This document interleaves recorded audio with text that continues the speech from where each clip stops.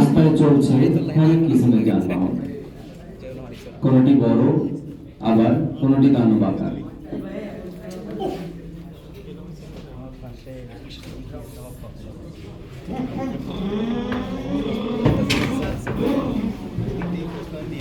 একজন অফিসারি পথচারী জনাব শামসু পরিবারের একমাত্র উপার্জনক্ষম ব্যক্তি। অন্যান্য দিনের মতোই রাস্তা পার করে অফিসে ঢুকবেন। অন্য দিনে হয়তো যেতে পারতেন, কিন্তু আজ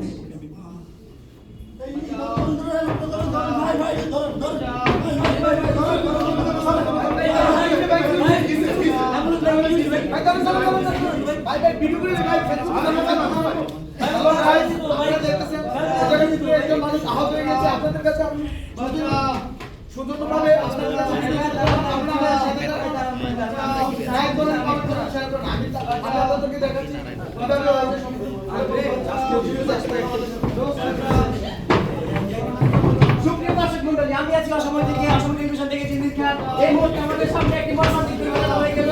আজকে আমাকে ভিডিও করো, আমাদের চ্যানেলে টেলিভিশন ভিডিও করো। ও মাই গড, দর্শক বন্ধু, আমরা দেখতে পাচ্ছি এখানে একজন মানুষ অ্যাক্সিডেন্ট হচ্ছে। আপনারা কিছু বড় মানুষ তোমাদের নামে, সুতরাং আমাদের মধ্যে ভিডিও শেয়ার করার মাধ্যমে মানুষজন তার ভিডিও করতে পারে। দর্শক, আরে এই মারা যাচ্ছে না, কি করছে? এই আপনি কি করছেন?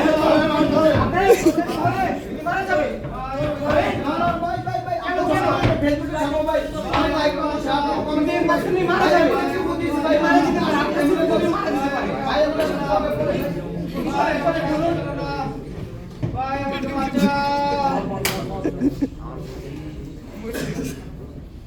তিনি মারা গেলেন, আপনারা কি পেলেন?